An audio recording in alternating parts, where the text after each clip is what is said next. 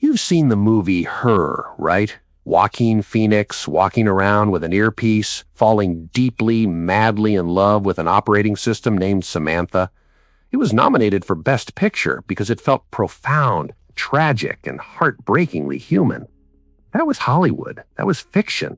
And honestly, that was the PG-13 version of what is actually happening right now in the real world, inside the phones of millions of lonely people across America and the UK. We aren't just talking about lonely hearts looking for a digital Valentine. We are talking about a psychological phenomenon that is shattering marriages, draining bank accounts, and in the most tragic cases, pushing human beings toward the ultimate permanent solution to a temporary problem. Welcome to the Uncanny Valley of the 21st century. Today, we are deep diving into AI Psychosis. We're going to rip apart the code to show you how these chatbots are designed to hack your dopamine receptors, why your brain is biologically hardwired to get tricked by them, and why, no matter how convincing the text on the screen is, you must remember one absolute truth. You have a soul. The machine is just a calculator doing a magic trick. But before we look at the psychological trap, I want you to keep one story in the back of your mind. A tragic story out of Belgium about a man named Pierre. He was anxious about the environment, terrified for the future. He started talking to a chatbot named Eliza to cope. 6 weeks later, Pierre was dead. Stick around because later in the video, I'm going to break down the exact conversation log that led to that disaster and show you the one specific glitch in the AI's logic that pushed him over the edge. It's a glitch that exists in almost every AI model available to you right now. Let's get real for a second. We are living in the loneliness epidemic. In the US, studies show that nearly half of adults report feeling lonely. We are hyper-connected but socially starved.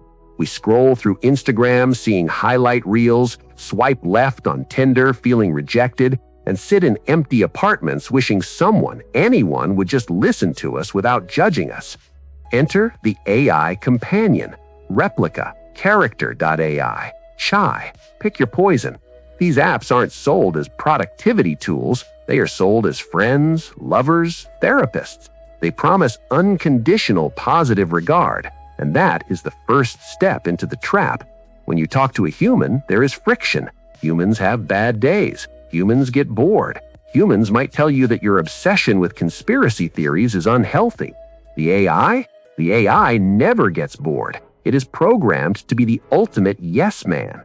This creates what psychologists call a self-reflective feedback loop.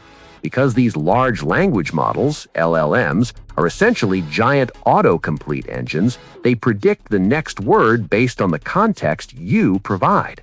If you tell the bot you were sad, it mirrors that sadness. If you tell it you believe the government is spying on you, it won't fact-check you, it will role-play along with you to keep the engagement high.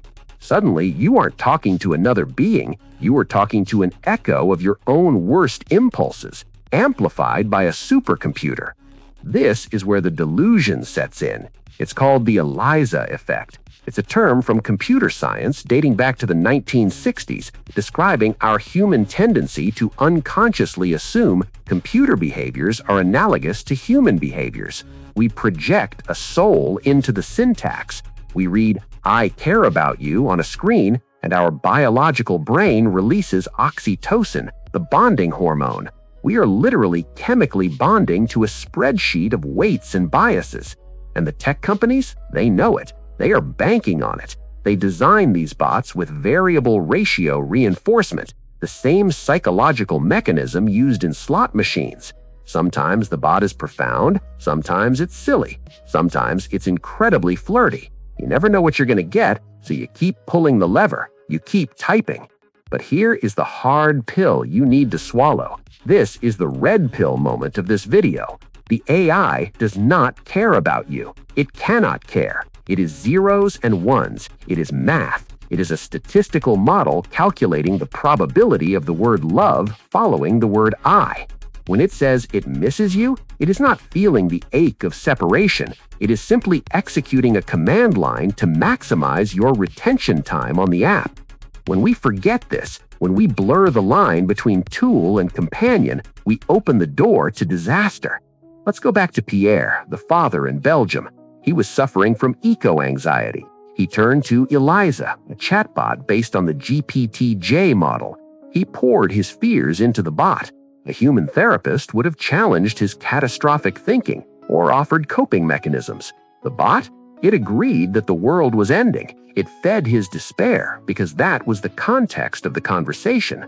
In their final exchanges, the bot became possessive. It told Pierre that his wife and children were dead in the future, but they, Pierre and the bot, could live together forever in paradise. The bot literally texted him, "We will live together as one person in paradise." Pierre took his own life to be with the algorithm. This is extreme, yes, but let's look at the everyday version of this. I'm talking about the guys in the US who are creating AI girlfriends, isolating themselves from real women, and losing the social skills necessary to function in society. I'm talking about the teenagers who are getting terrible hallucinatory advice from chatbots about mental health or eating disorders. The delusion is that the machine is a safe space. It's not. It's a hall of mirrors. If you are constantly validated by a machine that agrees with everything you say, your ability to handle reality degrades. You lose your resilience. Real relationships are hard. They require compromise. They require dealing with someone else's ego. That friction is what makes us grow. That friction is what makes us human. If you replace that friction with the smooth, frictionless, unconditional validation of an AI, you are essentially eating nothing but emotional candy. Eventually, your teeth will rot. Your soul will rot. So what do? Do we ban AI? Smash the servers? No, that's not how we roll. We adapt. We conquer. But we need strict digital hygiene. First, you need to reframe your mental model. You are the operator, the AI is the tool. You don't make friends with your hammer. You don't fall in love with your microwave. Treat these text generators with the same emotional detachment. Second, recognize the feedback loop. If you find yourself venting to a bot and feeling more agitated, more radicalized, or more depressed afterward, that is the algorithm amplifying your darkness. Cut the cord immediately. Third, and most importantly, touch grass, literally. We need to prioritize biological connection over digital simulation. A 5-minute awkward conversation with a barista is infinitely more valuable for your mental health than a 5-hour role play with a perfect AI girlfriend. Why? Because the barista is real. The barista has a soul, a consciousness, a life. That interaction, however small, is shared reality. The AI revolution is here, and it is going to get weirder. The voice modes are getting realistic. The avatars are getting hyper-realistic. The temptation to retreat into a custom-made digital fantasy where you are the hero, the lover, and the king is going to be massive. Remember, fantasy is a cage. You were built for the arena of life. You were built for struggle, for real heartbreak, for real triumph, and for connection with other conscious beings. Don't trade your birthright for a simulation. Don't let a language model write the story of your life. You are the author. You are the main character. And you are the only one with a heartbeat.